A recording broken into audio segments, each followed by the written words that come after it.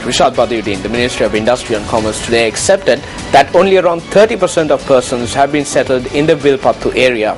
The minister made this statement speaking to reporters while touring the area in question today. The Wilpattu National Park is Sri Lanka's largest national park. Not only is it large in size, this national park is home to 605 different plant species and 328 animal species as it dates back to the Vijayaqueni era of Sri Lanka. Since 1938, the area of the Wilpattu National Park was expanded from time to time. According to environmentalists and nature lovers, at present, around 2,500 hectares of this massive national park have been destroyed. In February 2013, upon the instructions of the Presidential Task Force, which was formed to handle the resettlement, at that time, resettlement of persons in the national park commenced. There needs to be a procedure that is to be followed when lands are provided to the people. A list of guidelines have been presented in Articles 23A and B in the National Environment Act. This gazette clearly states that conversion of forests covering an area exceeding 1 hectare into non-forest users needs to be done after an environmental impact assessment report is carried out to determine if the land is suitable for such non-forest users.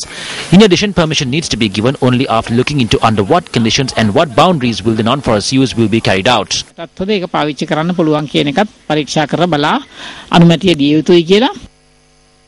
When Minister Rishad Badruddin visited the National Park today, he noted that there is no need to be impatient over an environment report. Simply because he is a minister and if he is using his ministerial powers in an arbitrary manner to destroy forests, there is an issue as to what the leaders of this country are doing while this act is taking place. We will resort to legal action in the future. If deforestation continues, we will gather the masses against this.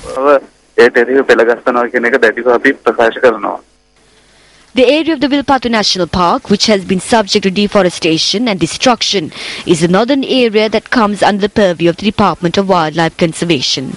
According to the Forest Conservation Ordinance, it is illegal to construct permanent or temporary settlements, roads and farmlands in such a forest area. Around 2,000 families will be living in these villages. Of those 200 families, many have not come here to be resettled.